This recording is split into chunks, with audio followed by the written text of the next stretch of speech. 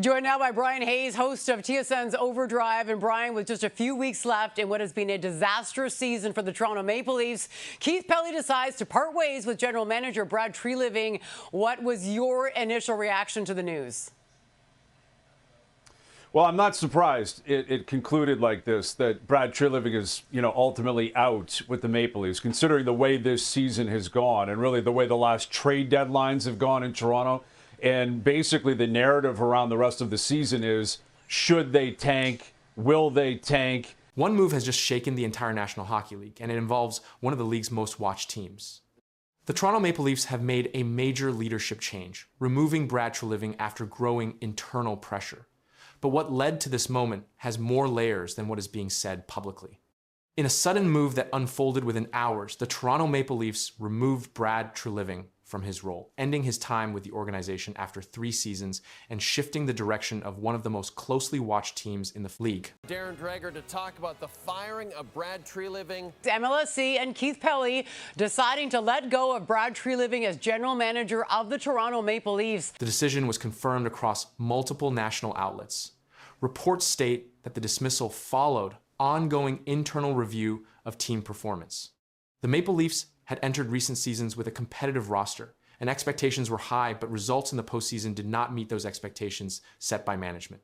That gap between roster strength and playoff outcomes remained central to the situation, and pressure continued to build behind the scenes. Brad Treliving was hired to take control of hockey operations and guide the team deeper into the Stanley Cup playoffs. His appointment followed a period of organizational change, and during his tenure, he executed trades, signed players, and adjusted roster structure.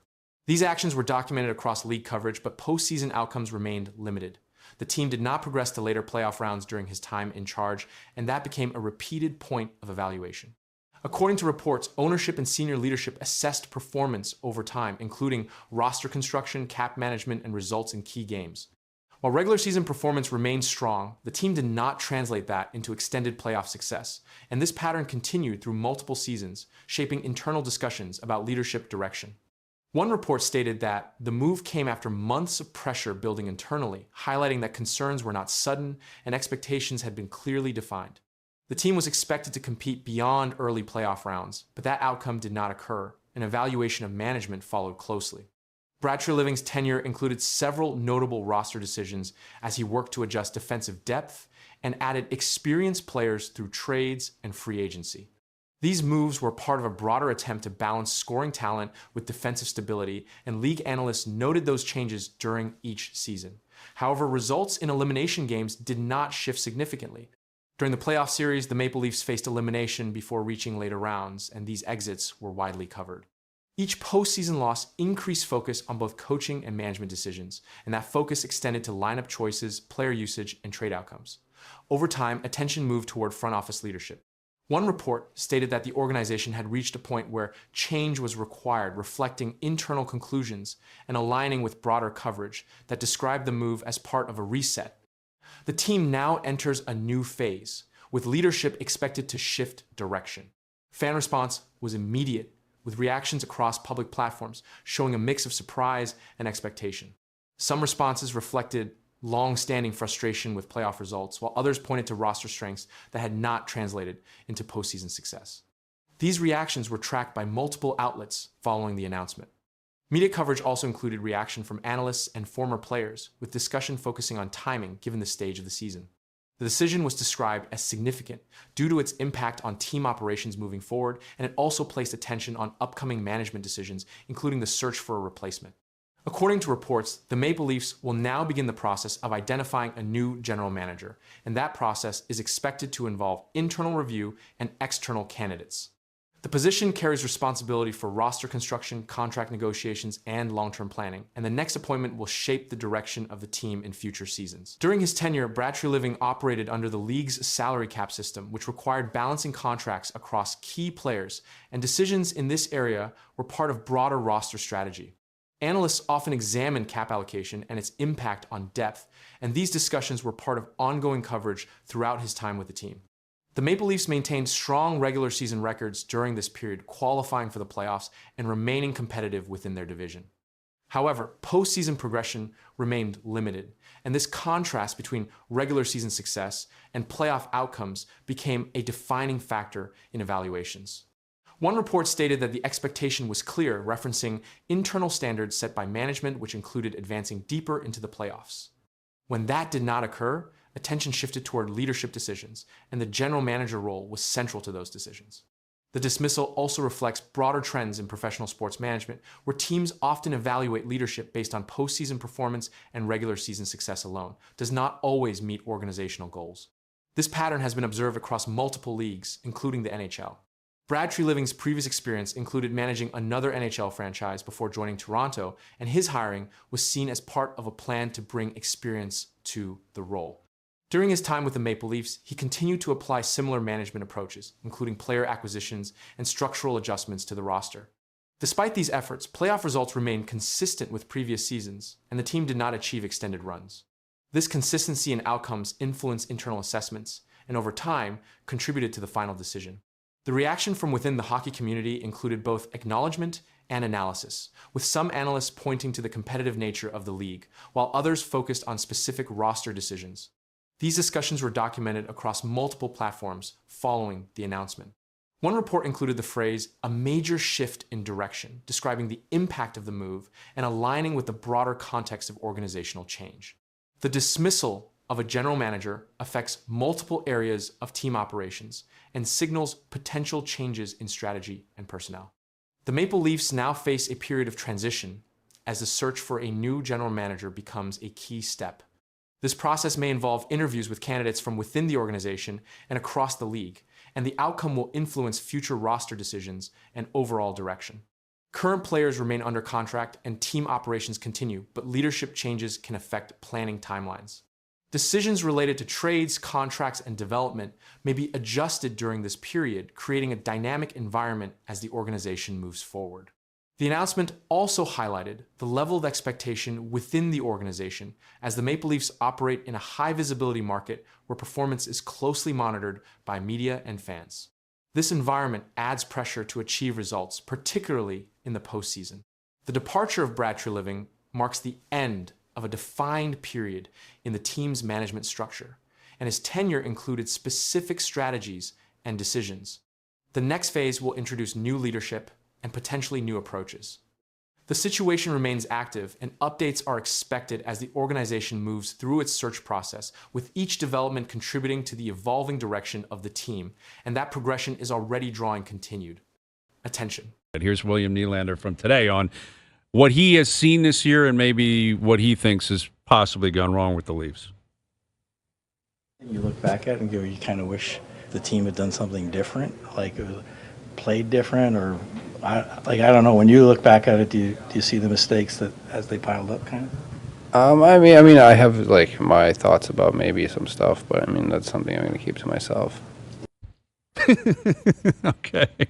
So yeah, Willie's not going to reveal it, not surprisingly, and I don't think he shouldn't just sit there and start throwing daggers. Silence can be louder than anything, and William Nylander just proved it in a way no one expected. After a season full of pressure and criticism, he faced the media, and instead of explaining, he gave one cold sentence that instantly spread across the NHL. No details, no emotion, just silence. And now, that silence is raising questions no one can answer. Yet, the moment happened quickly, but it changed the entire conversation around the Toronto Maple Leafs. Reporters asked William Nylander a direct question about the season. It was a normal question. Players are asked this all the time, especially after a difficult stretch. Most players respond with simple answers. They talk about effort, mistakes, or what needs to improve. Nylander did not do that. He paused, stayed calm, and gave a short answer. He said, "Something I'm going to keep to myself." That was the full response. He did not add anything else. He did not explain what he meant. He did not go into details about the team or the season. The interview moved on, but the moment did not. This response quickly became a major talking point across hockey media. According to Sportsnet, Nylander chose not to explain where the season went wrong. The report confirmed that he declined to share his thoughts thoughts publicly when asked directly. That choice stood out immediately. Players usually give structured answers in these situations. They often say the team needs to be better or that small mistakes made a big difference. These answers are common. They are expected. Nylander's response did not follow that pattern. It was short, it was controlled, and it gave nothing away. Another report from Toronto Sun also highlighted this moment. The article explained that Nylander clearly has opinions about the season, but decided not to share them. The focus was not on what he said, but on what he chose not to say. That made the moment different. The Maple Leafs have been under heavy pressure. Expectations were high throughout the season. Media coverage has been constant. Players have faced repeated questions about performance, effort, and results. Nylander has been part of that environment. His response came during that pressure. It did not include frustration or anger. His tone stayed neutral, his words stayed limited. But the message was still clear. He was not going to explain his thoughts. That decision created a strong reaction. The reaction to that moment grew quickly, and the focus shifted from the team's performance to Nylander's response itself. Media coverage continued to highlight the same quote. The sentence, "something I'm going to keep to myself," was repeated across broadcasts and articles. It became the main reference point in discussions about the Toronto Maple Leafs. This level of attention did not come from length or detail. It came from what was missing. According to Sportsnet, Nylander has often handled media in a controlled and private way. He does not regularly share deep internal thoughts in interviews. That pattern helps explain the response, but it does not fully remove the impact of the moment because the situation was different. The question was about a full season. It came during a period when the team was under strong public evaluation. In these moments, players are expected to give insight, even if it is limited. Nylander chose not to provide that insight. That choice became the story. Coverage from Toronto Sun emphasized that Nylander had thoughts on the season but decided not to reveal them. The article did not include any further explanation from him. The original quote remained the only direct comment. No follow-up changed that. Nylander did not expand on his answer in later interviews. He did not clarify what he meant. The single sentence remained unchanged. That consistency kept the focus on the original moment. The absence of detail continued to drive attention. In most interviews, players respond with repeated phrases. They talk about improving, learning, or moving forward. These responses create a predictable pattern. Nylander's response did not fit that pattern. It stood apart because it avoided those phrases completely. That difference increased its visibility. The quote continued to appear in headlines and discussions. Analysts referenced it when talking about the team. The response became part of a larger conversation about media interaction and player communication. But the content of the response never changed. It stayed as one sentence, delivered once with no addition. That is what kept the moment active in coverage. A single answer, without detail, without expansion, and without revision, remained at the center of attention, and even as the discussion grew, the original message stayed exactly the same. Connor McDavid just hit a number that changes how the NHL looks at him forever. One goal made history, but what happened seconds later shocked everyone watching. The crowd reacted, the bench stood up, and the league took notice. This was not just another milestone. Something bigger was unfolding on the ice, and the full impact was only starting to become clear. Connor McDavid entered the game already, leading as one of the top scorers in the NHL. During the second period, he received the puck in open space and completed a scoring play that marked his 400th career goal. Official NHL records confirm that reaching 400 goals places a player into a rare group. Fewer than 100 players in league history have reached this number, and the pace at which McDavid achieved it drew immediate attention. The goal came during even strength play. There was no power play advantage. Game reports confirmed that the Oilers were controlling possession during that shift. McDavid moved through the neutral zone, with speed entered the offensive zone, and finished the play with a clean shot past the goaltender. The moment was quickly confirmed by league tracking systems, and the broadcast displayed the milestone as it happened, but the sequence did not stop there. Shortly after scoring his 400th goal, McDavid scored again. This second goal became number 401. It happened in the same game within a short span of time. Reuters reported Connor McDavid hit the 400 goal milestone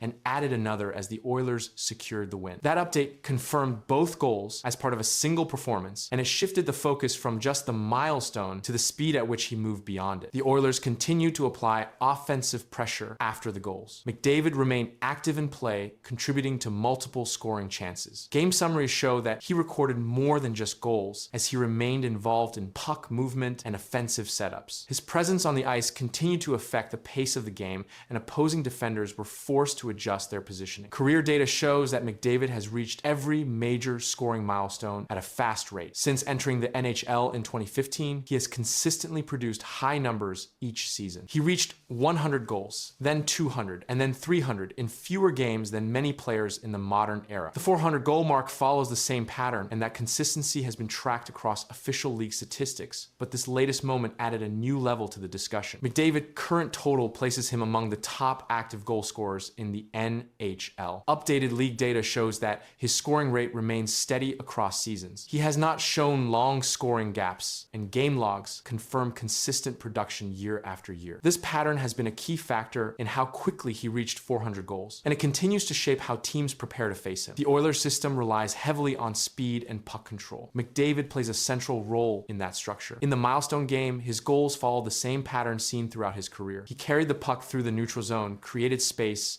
and finished plays under pressure. Shot data from the game confirms that both goals came from high probability scoring areas, which reflects his ability to position himself effectively during offensive plays. Defensive matchups against McDavid often involve top defensive pairings. Opposing teams attempt to limit his time with the puck by closing gaps early and applying pressure in the neutral zone. Despite these efforts, recent game reports show that he continues to generate scoring chances at a high rate. His speed allows him to move past defenders quickly, and this factor was visible again during the milestone performance. Statistical comparisons place McDavid among the fastest players to reach 400 goals in the salary cap era. Historical data shows that many players who reach this mark go on to surpass 500 goals. Based on current scoring trends and age-related performance models, projections indicate that he remains on pace for higher milestones if production continues at the same level, and that projection has been included in multiple reports following the game. The timing of the milestone also aligns with the later stage of the regular season. Teams are competing for playoff positions, and performance during this period carries added importance. Game results show that the Oilers secured a win during the milestone match, linking individual achievement with team success. This connection has been noted in post-game coverage, as McDavid's scoring directly contributed to the outcome. Broadcast footage confirmed the exact moments of both goals. Commentators acknowledged the milestone in real time, and replays were shown across multiple angles. The sequence of goal number 400, followed quickly by 401, remained a central focus in coverage. This rapid progression changed how the event was viewed, shifting it from a single milestone to a broader performance moment that continued to draw attention after the game ended.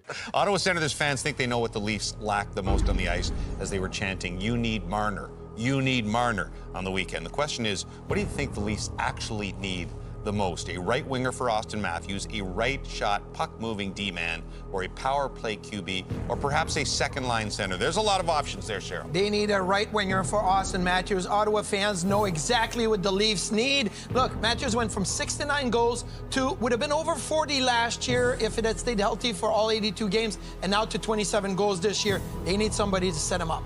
The Toronto Maple Leafs are facing a moment that could change everything. Behind the scenes, pressure is building around one of their biggest stars, Mitch Marner. His name is now at the center of growing trade talk, fueled by contract weight and playoff results. At the same time, concerns around team form and key player performance are rising, and what happens next could reshape the entire franchise. The discussion around Mitch Marner has intensified as the Toronto Maple Leafs move closer to the playoffs. Marner is one of the highest paid players on the team, with a contract valued at approximately $10.9 million per season. That number places him among the top earners in the NHL. His performance during the regular season has remained consistent, with multiple seasons reaching over 90 points. He's also used in key situations, including power play and penalty kill. At the same time, the Maple Leafs are dealing with an inconsistent run of form. Recent games have shown gaps in defense and missed chances in key moments, and these results have increased pressure on the team as the playoff window gets closer. Performance in this stage is being closely watched across the league. Attention has also shifted toward Austin Matthews. Matthews remains one of the top goal scorers in the NHL, but recent games have raised concerns about production consistency. In high-pressure situations, expectations remain high due to his role and scoring history, and any drop in output becomes part of the broader discussion around team performance. However, the focus quickly returns to playoff performance. In recent years, Toronto has faced early exits despite strong regular season records, and this pattern has led to increased scrutiny of the team's core players. This group has remained together for several seasons, but results in the postseason have not matched expectations. Salary cap structure is a major factor in this situation. The NHL operates under a strict salary cap system which limits how much teams can spend. A large portion of Toronto's cap is allocated to a small number of players, and this reduces flexibility when trying to improve other areas of the roster, such as defense or depth scoring. Analysts have pointed out that teams with more balanced cap distribution often perform better in the playoffs. Media coverage has reflected this concern. Reports have stated that teams must evaluate whether their current structure can lead to success. One broadcast analysis noted that allocating a large percentage percentage of the cap to a few players creates pressure for immediate results. And this statement aligns with Toronto's current situation as expectations continue to rise. The trade discussion around Mitch Marner is also connected to market value across the NHL. Marner is still in his prime years and is considered one of the top playmakers in the league. His ability to assist, control puck movement, and create offensive chances makes him a high value asset. And if made available, multiple teams would likely show interest based on these measurable skills. Reports from insiders indicate that any potential move would focus on roster balance. A trade involving Marner could return defensive players, draft picks, or multiple roster pieces, and this type of return is often used to address depth issues. Teams that have succeeded in recent playoffs have shown stronger balance between offense and defense, and this comparison has been part of the current discussion surrounding Toronto. At the same time, there's no confirmation of any trade request or negotiation. The Maple Leafs organization has not released any official statement regarding plans to move Marner, and public comments from team